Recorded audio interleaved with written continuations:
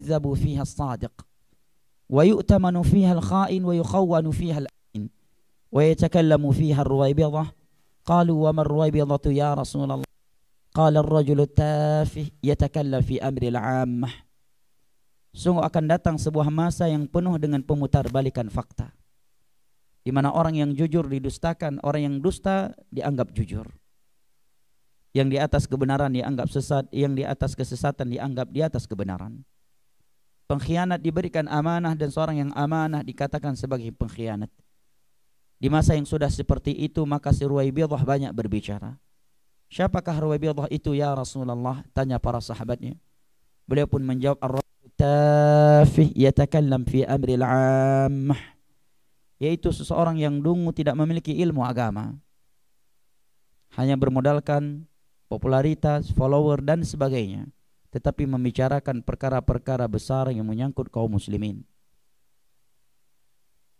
Muqaddimah yang kedua, jamaah yang dimuliakan Allah, sebelum kita masuk ke inti kajian kita, bahwa tiada nikmat yang lebih berharga dan lebih mulia setelah nikmat tauhid dan as-sunnah, setelah nikmat al-Islam dan as-sunnah, selain daripada nikmat ilmu agama. Karena dengan ilmu agamalah kita dapat menjaga nikmat Islam dan as-sunnah yang telah Allah anugerahkan. Dan hanya dengan ilmu agama kita dapat menyebarkannya. Bahkan seseorang tidak akan mungkin memahami al-Islam was sunnah kecuali dengan ilmu agama. Karena ilmu agama adalah kunci segala kebaikan dunia dan akhirat. Di dalam sebuah hadis yang diriwayatkan oleh Imam Al-Bukhari dari Muawiyah ibnu Abi Sufyan radhiyallahu an, Rasulullah sallallahu alaihi wasallam bersabda, "May yuridillahu bihi khairan yufaqihu fid din." Barang siapa yang Allah inginkan kebaikan untuknya, maka Allah akan fahamkan ia tentang agamanya. Makanya para ulama menyatakan selama seseorang itu masih dekat dengan ilmu agama, maka Allah masih menginginkan kebaikan pada dirinya. Sehingga Al-Imam Ibnu Hajar Al-Asqalani dalam Fathul Bari ketika mensyarah hadis ini mengatakan, "Man utiya al-ilma faqad utiya al-khaira kullahu wa man hurimahu fahuwa al-mahrum aw bihadzal ma'na." Barang siapa yang diberikan ilmu agama, maka sungguh dia telah diberikan kunci kebaikan. Dan barang siapa yang dijauhkan dari ilmu agama, maka sungguh dialah orang yang paling merugi. Al-Imam Ibnu Qayyim rahimahullahu ta'ala juga mengucapkan ucapan yang semakna. Kata beliau, "Ma min khairin fid dunya illa min atharil ilm, wa ma min syarrin fid dunya illa min atharil jahl." Tiada kejelekan, kebaikan di dunia ini kecuali sebabnya adalah kecuali buah dari ilmu agama. Dan tiada suatu kejelekan di muka bumi ini, ilmu agama maknanya enggan dituntun ke surga. Di dalam sebuah hadis yang diriwayatkan oleh Imam Muslim dari Abu Hurairah radhiyallahu an, Rasulullah sallallahu alaihi wasallam bersabda, "Wa man salaka tariqan yaltamisu fihi ilma sahalallahu lahu bihi tariqan ilal jannah." Barang siapa yang menempuh sebuah perjalanan dalam rangka menuntut ilmu agama, niscaya Allah akan mudahkan baginya jalan menuju surga. Apabila jalan menuju surga yang merupakan jalan yang paling sulit, jalan yang paling mahal dan jalan yang paling berharga, Allah mudahkan kepada mereka yang mau menuntut ilmu agama, apalagi jalan menuju dunia. Di dalam sebuah hadis yang diriwayatkan oleh Al-Imam Tirmidzi dari Abu Darda radhiyallahu anhu, dengan sanad yang sahih, Nabi sallallahu alaihi wasallam bersabda, "Wa man salaka tariqan yaltamisu fihi ilma, salakallahu lahu tariqan min turuqil jannah. Wa innal malaikata latad'u ajnataha li talibil ilmi ridan bima yatlub. Wa innal 'alim la yastaghfiranna lahu man fi samawati wal ardi hatta al-hitani fi jawfil ma'. Wa inna fadla cahaya yang dipancarkan oleh oleh satu bulan purnama saja ya, tidak bisa. Demikianlah perumpamaan alim dengan abid. 1000 abid tidak akan bisa melahirkan setengah alim. Tetapi seorang alim dengan izin Allah sebab ilmunya dapat melahirkan ribuan abid. Wa innal ulama warathatul anbiya. Sesungguhnya para nabi, para anbiya, para ulama adalah pewaris para nabi. Karena para nabi tidak pernah mewariskan dirham, tetapi yang mereka warisi adalah ilmu agama. yarhamukallah. Maka barang siapa yang telah mengambilnya, maka maziltum hahuna wa mirathun nabiyya sallallahu alaihi wasallam yuqassam fil masjid. Masihkah kalian bertahan di pasar kalian ini, sedangkan warisan Nabi sedang dibagi-bagikan di dalam Masjid Nabawi? Tidakkah kalian pergi ke Masjid Nabawi untuk mendapatkan sebagian warisan yang ditinggalkan oleh Nabi? Maka sebagian mereka pun lari menuju Masjid Nabawi, mengharap akan mendapatkan pedang, baju, atau sebagian harta yang ditinggali oleh Nabi SAW yang lainnya. Karena mereka mengira maksud Abu Hurairah adalah harta atau barang-barang Nabi yang ditinggalkan oleh beliau sedang dibagi-bagikan di dalam Masjid Nabawi. Begitu mereka masuk ke dalam Masjid Nabawi yang terlihat, kita bisa hadir saat ini, saling sharing di antara kita, saling tawasi bil haq wa tawasi bis sabar, dan menuntut ilmu agama bukan karena kita orang kaya, bukan karena kita memiliki kesehatan atau nilai-nilai dunia yang lainnya. Kalau masalah kekayaan, masih banyak di luar sana orang yang lebih kaya dari antum, tetapi tidak dimudahkan untuk menduduk di majelis ilmu agama. Kalau masalah kesehatan, di luar sana masih banyak orang yang jauh lebih sehat dari kita, tetapi karena tidak ada taufik dari Allah, ya, dia tidak hadir di majelis ilmu agama, atau sebab-sebab yang lainnya. Maka hendaknya kita bersyukur kepada Allah Jalla wa'ala atas nikmat ilmu agama. Yang terakhir sebagai muqaddimah jamaah yang dimuliakan Allah, hendaknya kita bersyukur kepada Allah Jalla wa'ala atas nikmat ukhuwah di atas tauhid dan as-sunnah. Sungguh tidaklah kita berkumpul dan bertemu pada program kali ini kecuali karena tauhid dan sunnah di atas pemahaman as-salaf yang mempertemu dan mengumpulkan kita. Semoga kita termasuk dari orang-orang yang Allah kecualikan di dalam firman yang tertera pada surat Az-Zukhruf. Al-akhillau yawma idzin ba'dhum li ba'dhin aduwwun illal muttaqin.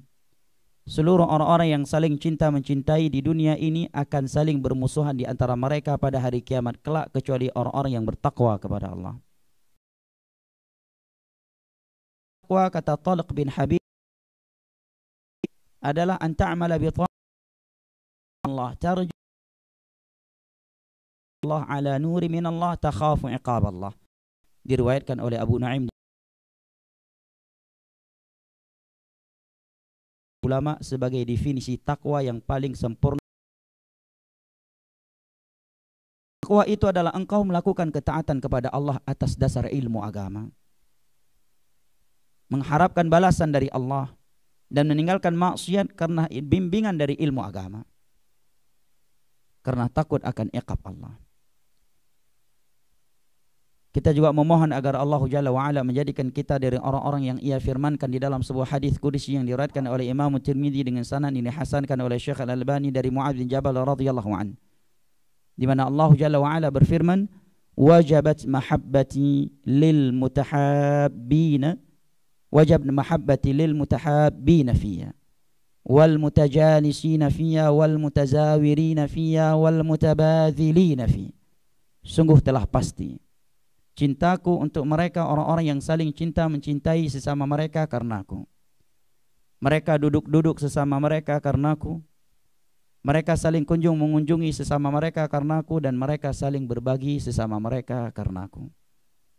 Tiada hubungan nasab di antara kebanyakan kita, bahkan dari kota yang berbeda-beda. Saya dari Aceh, ada yang dari Jakarta, dan ada yang dari tempat yang lainnya. Ada sipil, ada militer, ada petani dan sebagainya, dengan status sosial yang berbeda-beda. Tetapi kita berkumpul dan bertemu saat ini insya Allah hanya karena kita di atas undang-undang dasar kita yang sama. Radhina billahi rabba wa bil islami dina wa bi Muhammadin sallallahu alaihi wasallam nabiyyan wa rasula, dan konsekuensinya. Baik ikhwanil kiram wa akhwati al-karimat rahimani Allah wa iyyakum wa baraka fikum. Insyaallah ana akan membacakan kitab Syekh Sulaiman Ar-Ruhaili, salah satu guru besar Masjid Nabawi, yang berjudul Asbabu Sa'adatil Usrah, sebab-sebab kebahagiaan rumah tangga. Namun sebelumnya saya ingin menyampaikan bahwa ana duduk di depan antum ya, saat ini ini hanya dalam rangka wa ta'awanu 'alal birri wat taqwa. Saling tolong menolonglah kalian di atas kebajikan dan ketakwaan. Dalam rangka saling bahu-membahu dalam menyampaikan kebaikan. Bukan karena ana lebih berilmu, ya, bukan pula karena ana lebih bertakwa, ya. Karena sungguh, ya, dalam daurah ini ada yang jauh lebih berilmu dari kita semua. Ada ustadzuna Ustaz Syafiq, ada ustadzuna Fakhri hafizahumullahu taala, tetapi ini dalam rangka at-ta'awun 'alal birri wat taqwa, dan nasihat-nasihat yang akan ana bacakan dari kitab Syekh berikut ini yang ana tujukan pertama kali darinya adalah diri ana sendiri. Ya. Yang kedua barulah antum. Ya. Antum dan antuna yang ana cintai karena Allah. Baik ikhwanil kiram wa akhwati al-karimat rahimani Allah wa iyyakum wa baraka fikum. Setiap orang yang berumah tangga tentunya pasti menginginkan kebahagiaan dalam rumah tangganya. Karena tidaklah seorang berumah tangga kecuali ingin mendapatkan kebahagiaan yang tidak didapatkan kecuali dengan berumah tangga. Oleh karenanya hal itu Allah sebutkan sebagai nikmat yang telah Ia berikan kepada sebagian mereka. Allah Jalla wa Ala berfirman, "Huwallazi ja'ala lakum min anfusikum azwaja wa ja'ala lakum min azwajikum banina wa hafadah wa razaqakum minat thayyibati afabil batil yu'minuna wa bi ni'matillahi hum yakfurun." Dialah yang telah menciptakan pasangan hidup untuk kalian dari diri kalian. Maksudnya Allah ciptakan Hawa dari Adam. Dan ialah yang memberikan anak keturunan untuk kalian dari istri-istri kalian.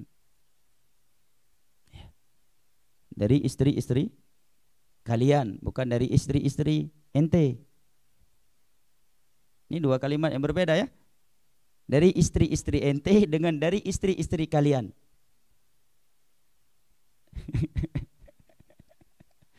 Dua kalimat yang berbeda. Kepada kita bahwa anggota keluarga yang telah Allah berikan kepada kita, punya istri, punya anak, ini adalah nikmat dari Allah. Kalau berbicara tentang kekayaan, masih banyak orang yang kaya di dunia ini sampai hari ini belum punya istri. Kalau berbicara kesehatan, masih sangat banyak di dunia ini orang yang mungkin fisiknya lebih kuat dari kita. Bahkan setiap hari dia mungkin minumnya madu Yaman, ya, bukan sekedar ya, herbal tingkat Indonesia, tapi Allah juga belum anugerahkan keturunan untuknya. Karena itu merupakan anugerah semata-mata dari Allah Jalla wa Ala. Oleh karenanya, hal itu Allah jadikan sebagai tanda-tanda kebesaran Allah Jalla wa Ala. Allah berfirman dalam surat Ar-Rum, "Wa min ayatihi an khalaqa lakum min anfusikum azwaja litaskunu ilaiha wa ja'ala bainakum mawaddatan wa rahmah. Inna fi dzalika laayatin liqaumin yatafakkarun."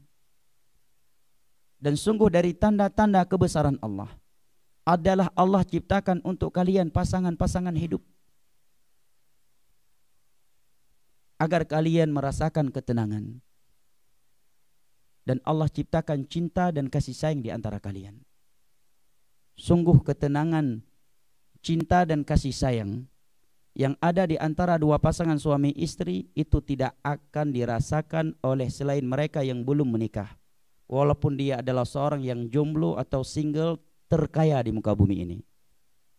Kalau dia belum menikah, dia belum pernah merasakan cinta, kasih sayang, dan sakinah yang Allah berikan di antara dua pasangan suami istri.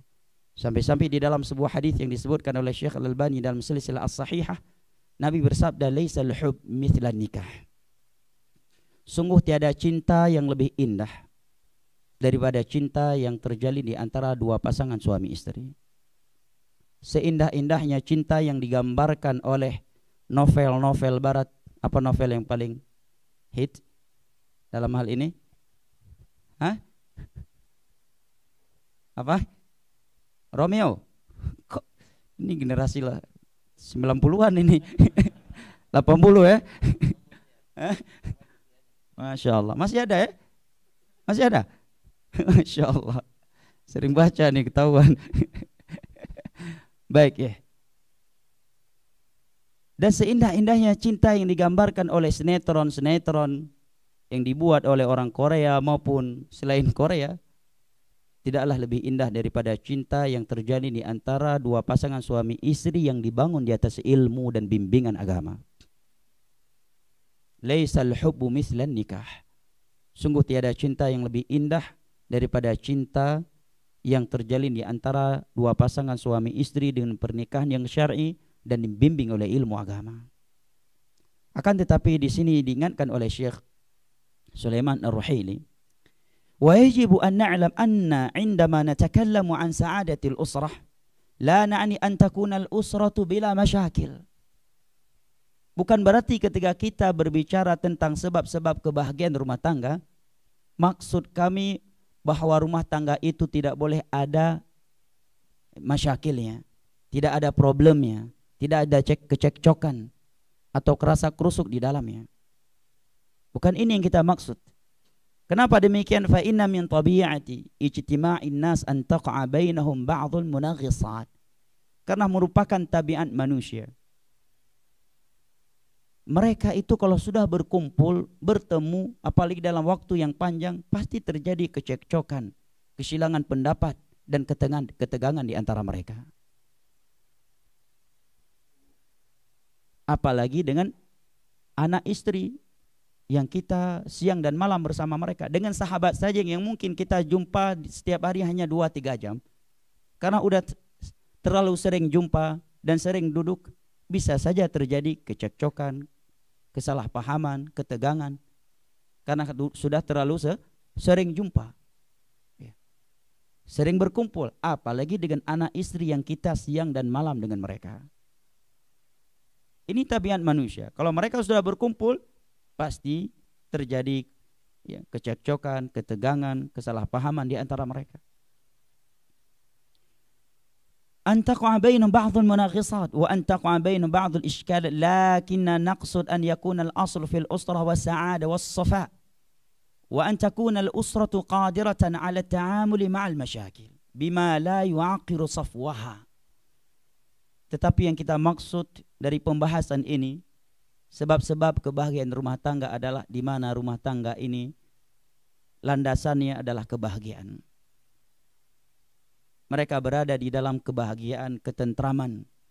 Dan seandainya terjadi kecekcokan di antara mereka, mereka mampu menyelesaikannya dengan tanpa menghancurkan bangunan pernikahan yang telah mereka bangun.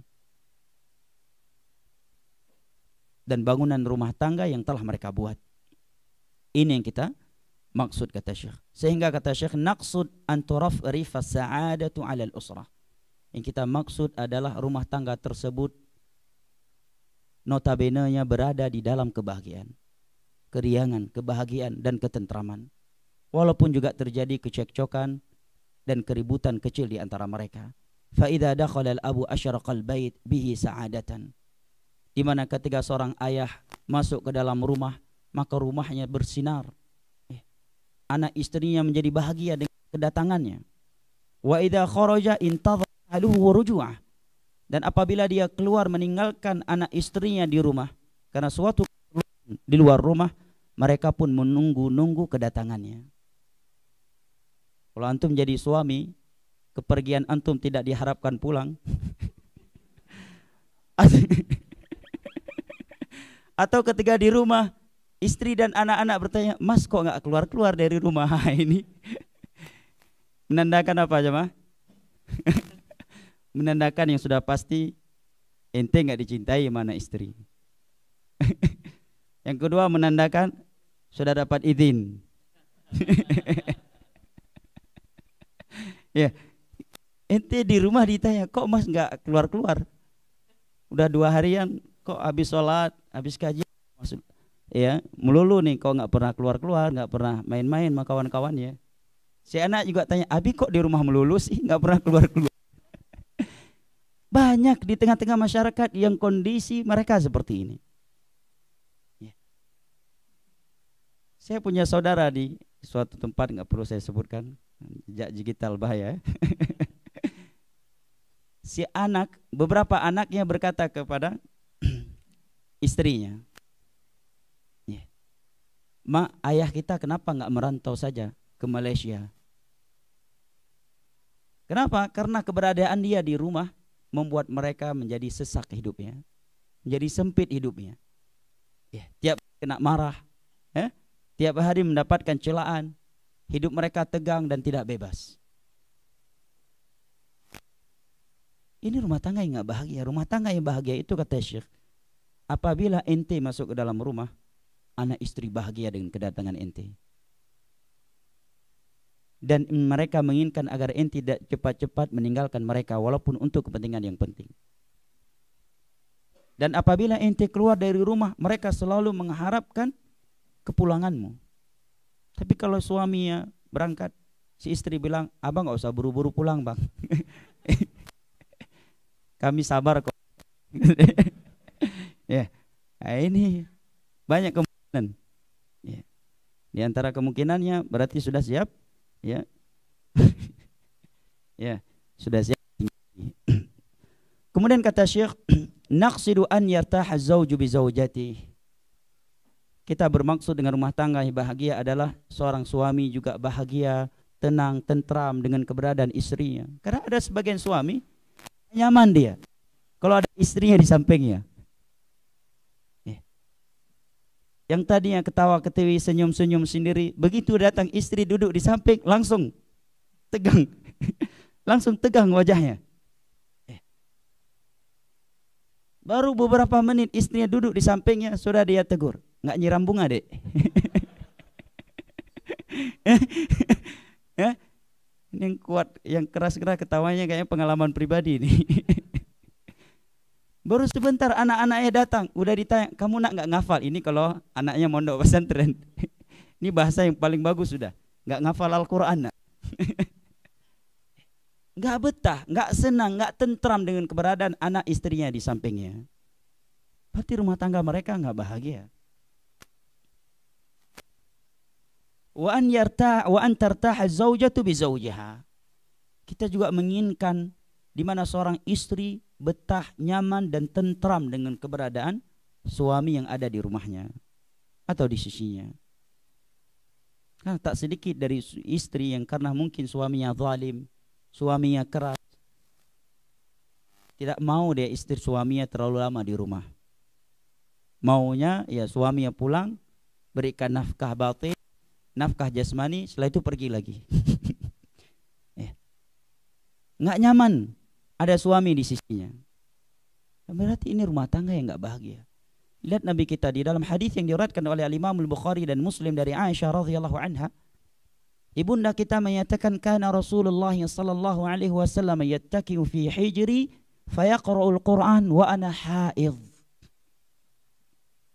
Dulu Nabi sallallahu alaihi wasallam itu sering tidur di dalam pangkuanku. Kemudian beliau membacakan Al-Quran, membaca Al-Quran, dan aku sedang haid. Subhanallah. Berarti Aisyah senang dengan keberadaan suaminya di dalam pangkuannya. Sebagian wanita sekarang, jangankan untuk suaminya berada dalam pangkuannya, hanya berada sekamar dan dekat dengan HP-nya saja, dia udah mulai gemetar, nggak nyaman. Kalau HP-nya sempat dibuka oleh suaminya. Allahul musta'an. Nggak nyaman belanja sama suami, maunya sendiri biar lebih bebas. Demikian pula sebagian suami, jangankan untuk menciptakan keharmonisan dan keromantisan seperti di dalam hadis ini, pergi kajian aja dewe-dewe. Apa dewe-dewe bahasa Jawa Timur? Dewe-dewe ya, sendiri-sendiri aja. Nggak nyaman dia pergi dan pulang kajian berboncengan dengan anak istrinya. Padahal di masa Nabi, wanita itu apabila sedang haid diperlakukan dengan hina oleh ahlul kitab. Kaum Nasara atau Yahudi, kalau wanita mereka haid, lam yujalisuha, mereka tidak mau duduk bersama dengan istrinya. Dan tidak mau tidur seranjang dengan istrinya. Walam yuakiluha, dan tidak mau makan bersama dengan istrinya yang sedang haid. Datang Islam memperlakukan wanita 180 derajat lebih mulia daripada apa yang diperlakukan daripada perlakuan orang-orang kafir sebelumnya terhadap kaum wanita. Jangankan tidur seranjang, jangankan makan bersama. Bahkan Nabi terkadang sering, kata ibunda kita Aisyah, tidur dalam pangkuanku atau berada di dalam pangkuanku sambil membaca Al-Quran dan aku sedang haid. Subhanallah. Di dalam hadis yang diriwayatkan oleh Al-Imam Al-Bukhari juga dan Muslim dari Aisyah radhiyallahu anha pula, beliau menyatakan, kuntu aghtasilu ana wa Rasulullah sallallahu alaihi wasallam min ina'in wahid kilana junubun tarifu minhu jami'a.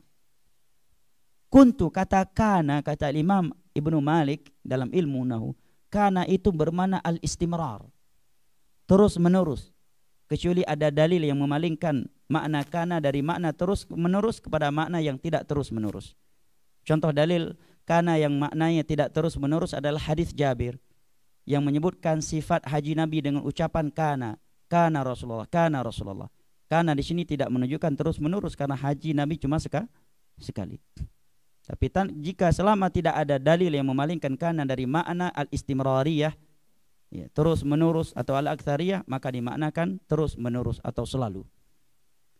Ibunda kita menyatakan, dulu aku dan Rasulullah sallallahu alaihi wasallam selalu mandi junub bersama. Mungkin sebagian kita menganggap ini pembahasan yang lebih, ya, pembahasan yang lebih. Tetapi ini bukan pembahasan yang lebih. Seandainya ini perkara yang lebih bin alai, ibunda kita tidak akan menyebutkan. Tidaklah beliau menyebutkan kecuali agar ahli tauhid dan ahli sunnah melakukannya. Jangan sampai selama nikah pernah menghidupkan sunnah ini. Yang belum menikah mohon sabar dan tutup telinga dan banyak-banyak berdoa. Ya. Dulu aku Rasulullah sallallahu alaihi wasallam mandi bersama. Padahal Nabi Rasul panglima perang, cukup tegang hidupnya, ya kan? Tidak ada di antara kita yang punya beban hidup melebihi beban hidup Nabi. Ya. Nabi Rasul, nyawa yang paling dicari nyawa Nabi. Bahkan kepala Nabi pernah dihargakan 100 ekor onta untuk setiap orang yang bisa menebasnya. Allahu Akbar. Istri banyak, anak banyak, cucu banyak. Panglima perang juga beliau. Imam sholat 5 waktu juga beliau. Pemateri kajian juga beliau.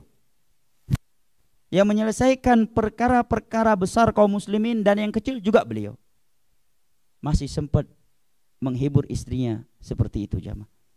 Lah ente panglima, bukan, jangan panglima, Pak RT pun bukan ente. Pak RT aja bukan, ya. Tapi memperlakukan istri seakan-akan ente raja nomor 1 di dunia yang cukup tegang hidupnya, yang cukup banyak problemnya. Menjadi imam, qul ya ayyuhal kafirun aja bisa kebalik-balik. Ya, gara-gara murojaah persiapan menjadi imam aja istri kena marah 2-3 kali. Padahal dia cuma murojaah Al-Qari'ah, istri udah kena marah sekian kali. Itu baru persiapan surat Al-Qari'ah. Gimana kalau dia dituntut jadi imam sekali baca 1 juz? Ya, mungkin langsung ditalak 3 istrinya sama dia. Hanya gara-gara istri minta sesuatu kepadanya yang sedang murojaah Al-Quran. Kita Nabi, Rasul, panglima perang. Panglima perang, dan panglima perang Nabi kita bukan sekadar mengatur strategi perang, tetapi beliau ikut langsung medan perang. Gigi taring beliau pernah dipatahkan dalam medan perang Uhud. Pipi beliau pernah dipecahkan, dilukai. Top perang beliau pernah dipecahkan di medan perang oleh musuh-musuh. Dan beliau ikut menggali parit yang begitu dalam perang Khandaq. Dan beliau bukan orang kaya. Seringnya kan kalau pembahasan sakinah, mawaddah, rahmah berumah tangga itu dibahas, stigma sebagian kita seakan-akan hal itu hanya bisa dilakukan oleh orang-orang yang sudah mapan ekonominya, ya kan? Ya. Pembahasan itu kita yang miskin nggak usah ikut lah. Ya. Itu stigma yang tersirat di tengah-tengah masyarakat kita. Lah Nabi kita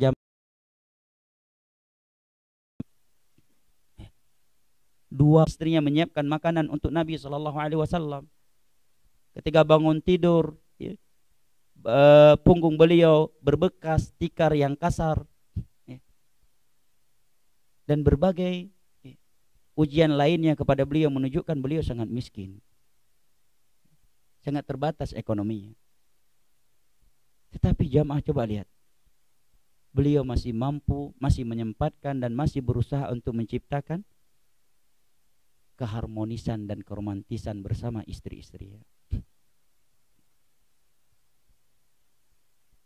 Kuntu aghtasilu ana wa Rasulullah sallallahu alaihi wasallam min ina'in wahid kilana junubun naghtarifu minhu jami'a.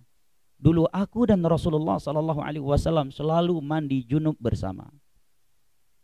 Nah, sebagian kita jangankan istrinya minta gabung mandi bersama, ya, baru ngetok pintu aja ditendang pintu kamar mandinya. Jangankan mandi bersama, makan bersama dengan istri aja nggak mau. Si istri ingin suaminya melaksanakan hadis Nabi, idza akala ahadukum fala yaghsil yadahu hatta yal'aqaha aw yul'iqaha.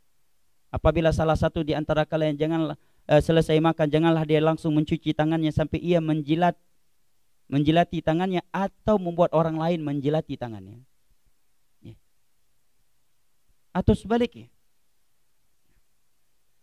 Kilana junubun, kedua-dua kami sedang junub min ina'in wahid, menggunakan satu ember yang sama.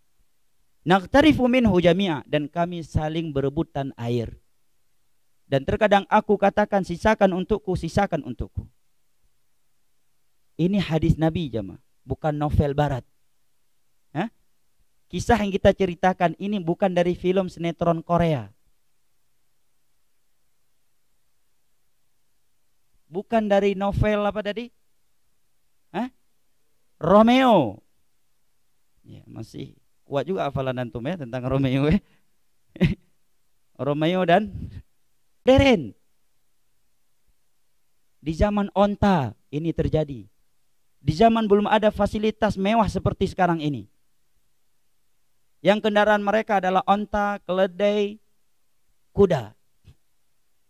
Yang rumah mereka terbuat dari tanah liat.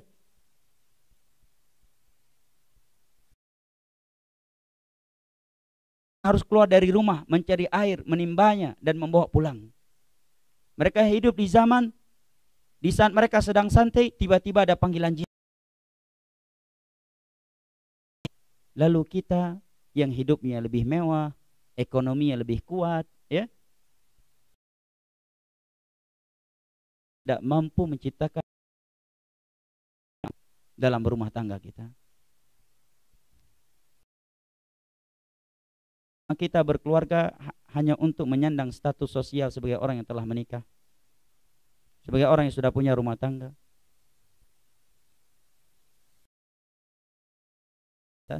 Seandainya itu bukan hadis, mungkin yang tergambarkan oleh kita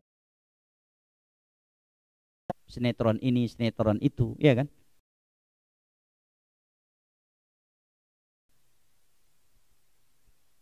(1400 tahun yang lalu kurang lebih dicontohkan, dipraktek oleh Nabi sebelum adanya film mayat-mayat cinta.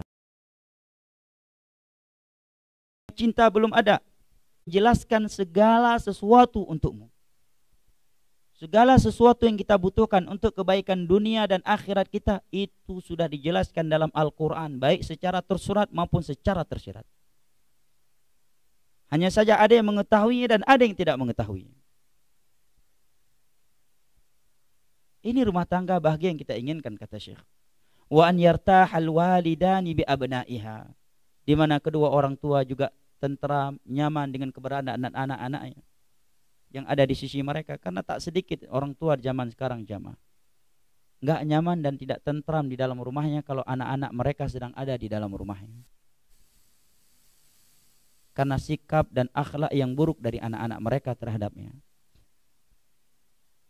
Atau sebaliknya, sebagian anak yang tidak nyaman dengan keberadaan orang tuanya. Kemudian ikhwanil kiram wa akhwati al-karimat rahimani Allah wa iyyakum wa baraka fikum.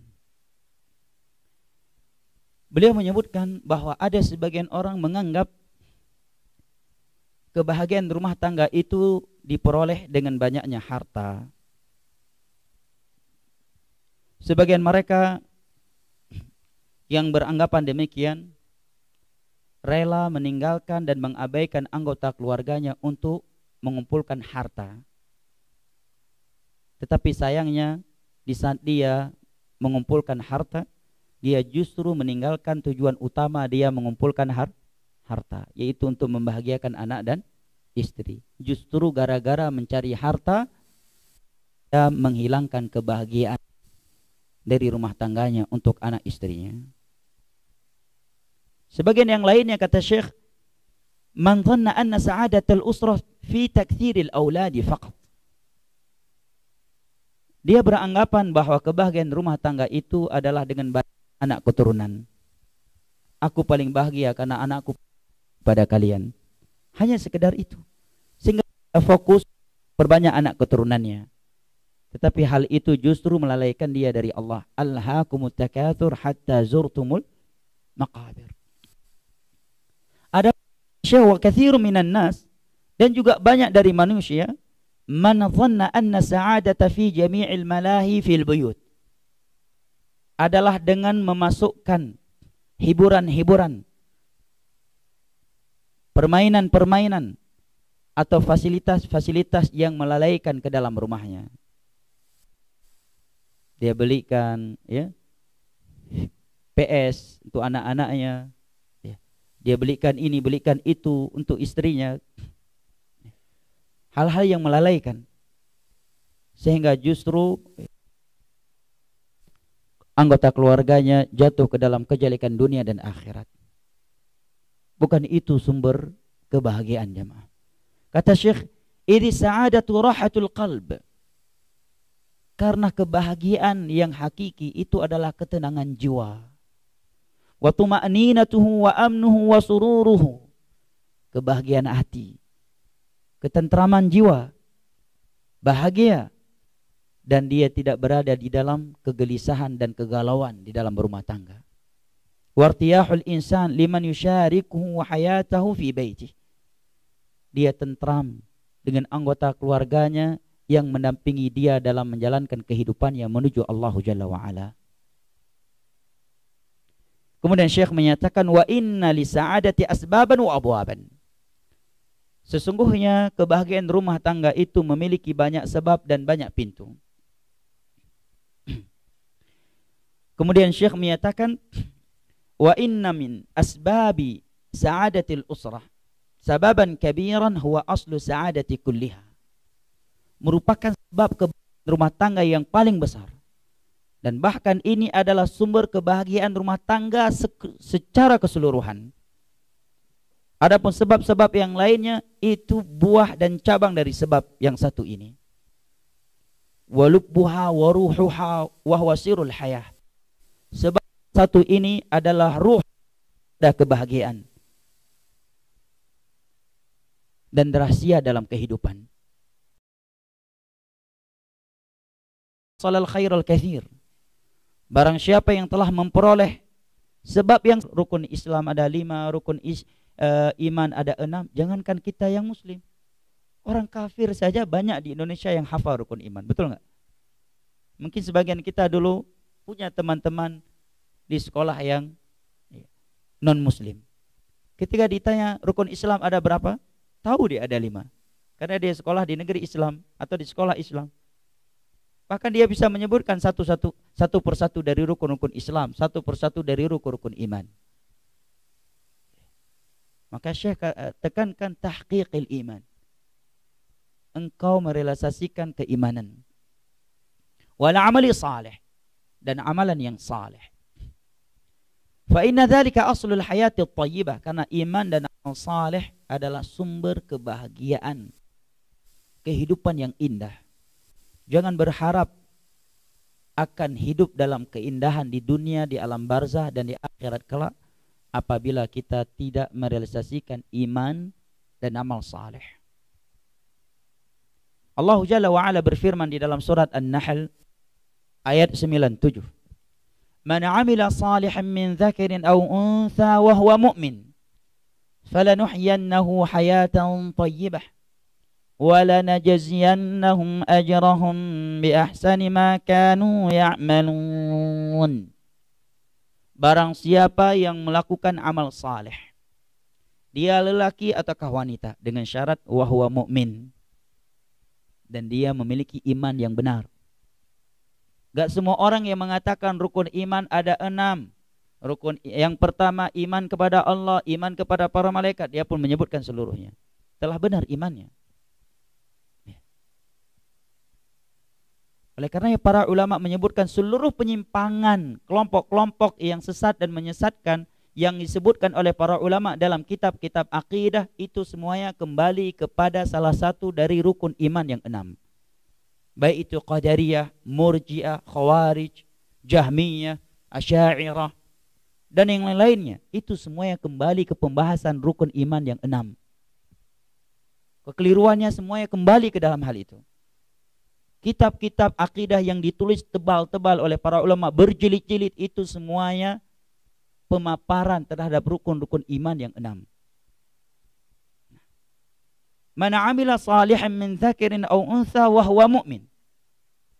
Barang siapa yang melakukan amal saleh, dia lelaki ataukah wanita, wa huwa mu'min, dan dia memiliki iman yang benar, apa janji Allah untuknya? Falanuhyiyannahu hayatan thayyibah. Maka sungguh kami akan memberikan, jika Allah telah menjaminkan kehidupan yang indah untuk seseorang, maka siapakah yang mampu mengeruhkan kehidupannya? Tidak akan ada yang mampu, jemaah. Walaupun rumah tangganya siang dan malam digosip.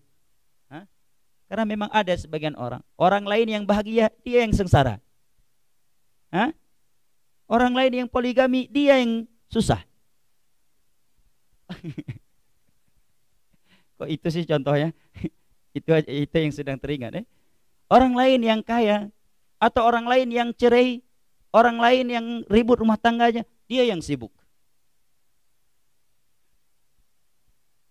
Dan juga ada sebagian orang memang menjadi sebab rumah tangga orang lain hancur. Mengadu domba, memberikan racun kepada anggota keluarga orang lain.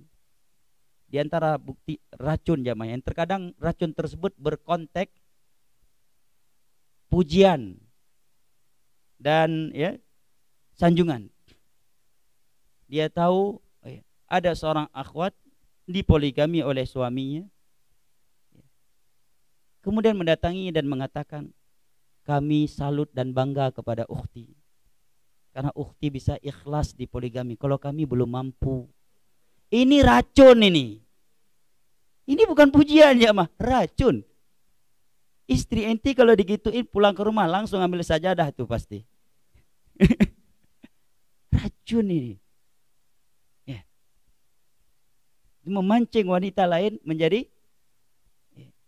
tidak ikhlas, atau teringat. Terkadang itu bisa jadi racun.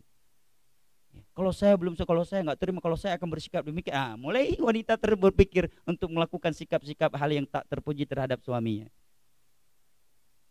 Tetapi jamaah, selama rumah tangga kita benar-benar dibangun di atas iman dan amal saleh, tidak ada yang akan mampu menghancurkan kehidupan rumah tangga kita.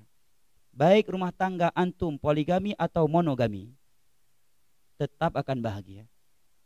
Syarat kebahagiaan rumah tangga itu bukan poligami, bukan pula monogami. Tetapi syarat kebahagiaan rumah tangga itu adalah iman dan amal saleh. Selama kita merealisasikan nilai-nilai iman dan amal saleh, Allah yang memberikan janji. Falanuhyiyannahu hayatan thayyibah. Sungguh benar-benar kami akan memberikannya kehidupan yang indah. Di dunia, di alam barzah, dan di akhirat kelak. Ini dua syaratnya. Baik dia kaya maupun wanita. Allah nggak sebutkan di sini. Baik dia kaya atau miskin. Karena kekayaan dan kemiskinan bukanlah sebab kebahagiaan yang sesungguhnya. Tetapi justru Allah katakan dia beriman dan beramal saleh, lelaki ataukah wanita, kaya maupun miskin. Dia udah poligami ataukah masih monogami. Selama dia merealisasikan iman dan amal saleh dalam rumah tangga, maka kami akan memberikan kehidupan yang indah untuknya di dunia dan di akhirat. Tetapi jamaah yang dimuliakan Allah, sekilas ketika kita mendengar dua syarat ini kayaknya gampang deh. Kayaknya mudah untuk meraihnya. Cuma dua syaratnya, iman dan amal saleh. Tapi kalau kita memahami makna iman dan mengerti apa itu amal saleh, maka sungguh ini syarat yang cukup berat ya, yang mengharuskan kita banyak berdoa kepada Allah untuk dibantu, untuk ditolong agar kita mampu meraih dua predikat ini. Yang pertama iman. Apakah itu iman kepada Allah, iman kepada para malaikat, iman kepada para rasul, iman kepada para iman kepada kitab-kitab, iman kepada hari akhir, dan iman kepada takdir yang baik maupun yang buruk. Nah, pertanyaannya, sudahkah kita mempelajari rukun-rukun iman kepada Allah? Jangan-jangan selama ini kita cuma sekedar hafal rukun iman itu ada 6. Tetapi kaji jamaah. Kaji kitab tauhid, usul tsalatsa, qaidul arba, dalam akidah asma wa sifat. Penting jamaah. Akidah itu adalah sumber kebahagiaan. Coba antum bayangkan, seandainya pasangan hidup kita enggak memiliki akidah yang lurus, mungkinkah kita bisa bahagia? Enggak bisa. Tuh piring langsung gelisah istri kita. Tanda apa ini, Mas? Iya kan? Gimana mau bahagia kalau pasangan hidup kita enggak punya akidah iman yang benar? Kita sedang duduk santai dengan anak istri ini dan sedang membicarakan sesuatu yang penting dan serius. Tiba-tiba ada piring jatuh di dapur, pring. Si istri langsung gelisah, Mas. Tanda apa manengki? Tanda apa lagi nih, Mas? Kayaknya rencana kita ini nggak baik deh. Nggak lihat tadi, Mas. Kenapa? Piring jatuh. Baru masuk kupu-kupu saja, istri kita udah gelisah. Bakal datang tamu nih, Mas. Itu belum masuk maling, belum masuk perampok, baru masuk kupu-kupu saja dia udah gelisah. Gara-gara nggak ada akidah. Gak mungkin bisa bahagia rumah tangga kita kalau nggak ada tauhid dan akidah tu salaf di dalamnya. Contoh lain yang nggak tahu di Jawa Timur ada nggak khurafat yang seperti ini? Di sebagian tempat di Sumatera ada. Jadi ada akidah di beberapa tempat, Pak Jaya pasti tahu. Ya. Jadi kalau kita mau pulang ke rumah, istri kita hamil atau selain istri kita atau mau berkunjung ke suatu rumah, itu kita nggak diperbolehkan untuk langsung masuk. Tapi harus ya mutar-mutar keliling-keliling dulu sebentar di luar rumah. Setelah itu baru boleh masuk agar syaitan yang bersama kita nggak ikut serta masuk ke dalam rumah. Tersiksa nggak? Kalau punya anggota keluarga yang punya khurafat seperti itu, ente pulang safar udah ngebet nih. Hah?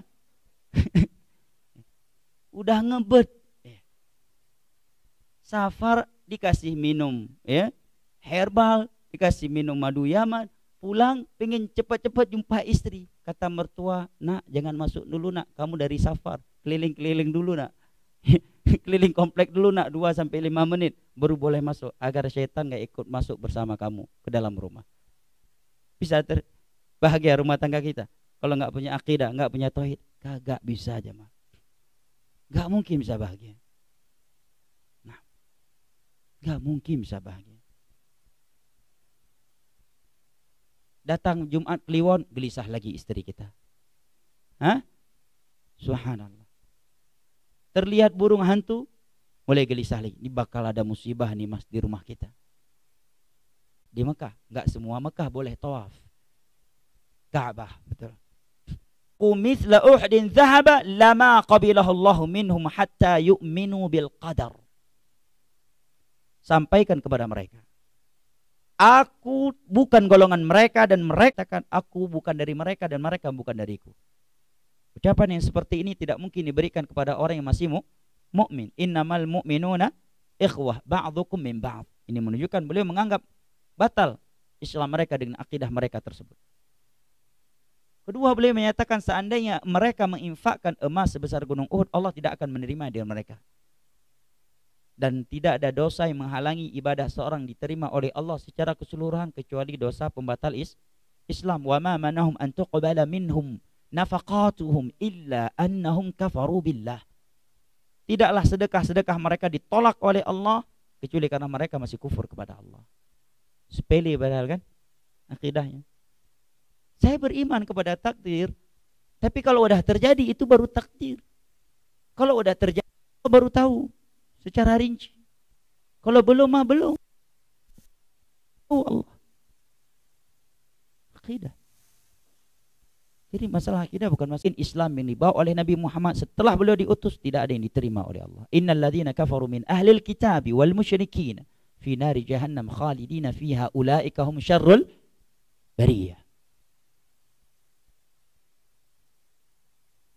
Ini syarat yang pertama aja, iman, akidah yang benar, akidah yang lurus. Ibadah yang banyak kalau tidak dibangun di atas pondasi akidah hanya menjadi debu yang berterbangan di sisi Allah. Misalkan seperti ini, Masya Allah, sholat 5 waktu, sholat wajib, sholat sunnah dia jaga, puasa wajib, puasa sunnah, zakat wajib, zakat sunnah juga dia keluarkan. Tiap tahun haji, tiap tahun umrah, dia berbakti kepada orang tuanya, sosial di masyarakat juga cukup bagus, tetapi punya akidah apa? Semua agama sama di sisi Allah. Batal Islamnya. Semua ibadahnya tidak diterima oleh Allah sampai dia bertaubat dari akidah tersebut. Jadi masalah akidah bukan masalah Makanya dalam bab akidah Nabi tidak ada tawar-menawar.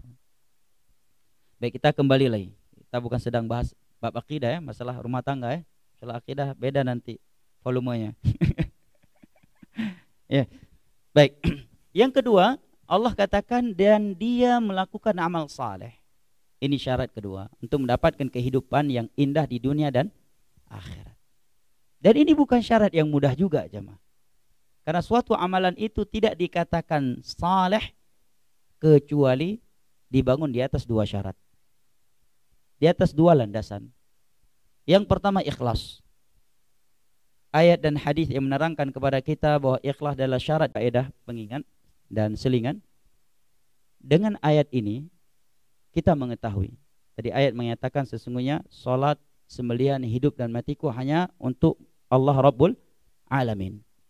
Dari ayat ini kita mengetahui betapa lebay bin alai bintu syirik. Ucapan sebagian musisi atau penggombal kelas syirik, bukan kelas kakap, kelas syirik, yang berkata hidup dan matiku hanya untukmu wahai kekasihku. Ya, betul nggak? Ya. Bahkan untuk mendapatkan izin poligami saja harus pandai-pandai menggombali istri sendiri, tapi jangan istri orang. Ya. Ya. Tapi ingat, kita memang dianjurkan untuk merayu, menggoda, menggombali istri. Bahkan dalam Islam kita diperbolehkan berdusta untuk menciptakan cinta di antara kita dan istri. Tapi ingat, nilai-nilai akidah tetap dijaga. Al-harbu khida'. Perang itu tipu muslihat. Yang kedua kata Nabi, fil islahi bainan nas. Dalam rangka mendamaikan di antara manusia. Kita tahu ada 2 orang bertikai. Jangan justru kita kasih api, jamaah. Tapi hendaknya kita mendamaikan. Ada salam dari fulan kepada antum. Sering dia memuji antum. Padahal enggak. Datang ke si B juga demikian. Si fulan, Masya Allah, merindukan antum. Padahal baru aja dicaci maki oleh dia. Merindukan antum. Masya Allah, dia selalu mengenang jasa antum. Ya. Ini tidak mengapa. Wa hadithir rajul zaujatahu wa zaujah zaujaha. Dan percakapan antara 2 pasangan suami istri. Ya. Sayangku, seumur aku hidup belum pernah merasakan masakan yang lebih enak daripada masakanmu. Mungkin nggak nih? Sesuai nggak dengan kenyataan? Dusta kan berarti? Definisi dusta apa? Mukhalafatul waqi, yang tidak sesuai dengan realita. Belum pernah aku melihat ada wanita yang lebih sempurna dari kamu di dunia ini. Tidak ada yang pernah aku melihat wanita yang lebih cantik, lebih manis, lebih mancung hidungnya daripada kamu. Padahal hidung istri angka 8. Tahu ya hidung angka 8 ya? Ya, alias pesek. Kalau mancung kan angka 7. Ya. Ini tidak mengapa. Walaupun ada sebagian ulama yang menyatakan maksud dari hadis ini adalah tauriah, tapi Syekh Al-Albani dalam silsilah sahihah menegaskan bukan tauriah. Dusta. Syarat tidak ada unsur kezaliman.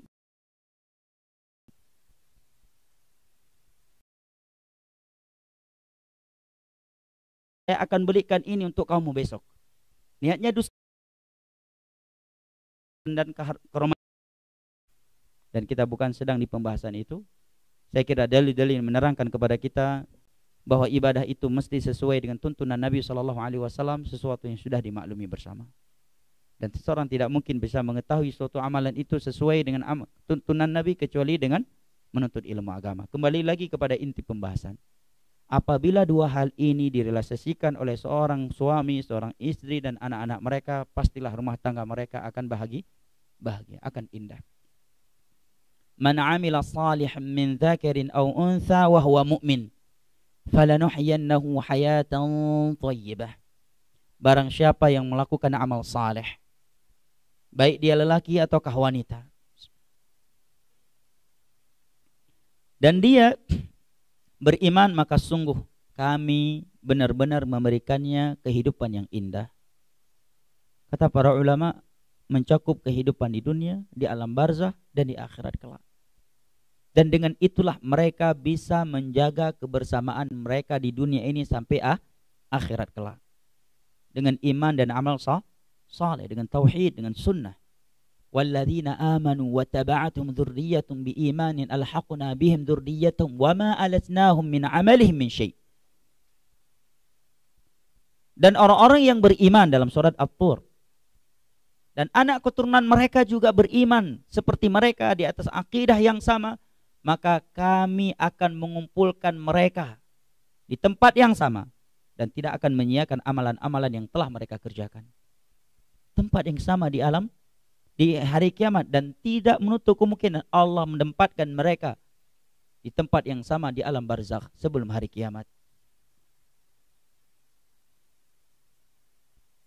Inilah sumber kebahagiaan yang paling utama, jemaah.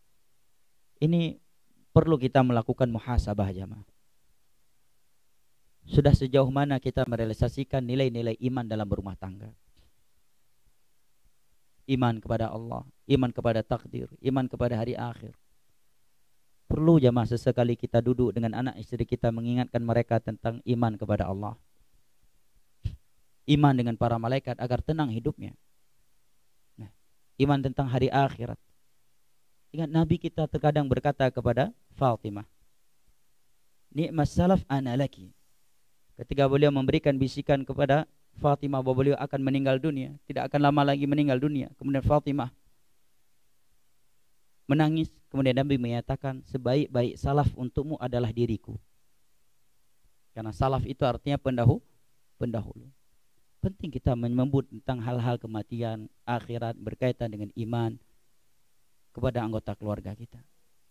Nabi pernah berkata kepada ibunda kita di saat beliau masih hidup bersama istrinya, "Ara'aiti law mitti qabli faghassaltuki wa kaffantuki." Bagaimana seandainya kamu duluan mati sebelumku, wahai Aisyah, maka aku yang akan memandikan kamu dan aku yang akan mengkafankan kamu. Karena kebersamaan atau perpisahan yang sesungguhnya itu bukanlah dengan matinya salah satu di antara anggota keluarga kita, jemaah. Itu perpisahan yang sementara. Tetapi perpisahan yang sesungguhnya adalah tatkala di alam barzah sebagiannya diadab, sebagian yang lain diberikannya nikmat. Dan di akhirat sebagian yang berada di dalam neraka dan sebagian yang lainnya berada di dalam surga. Ya.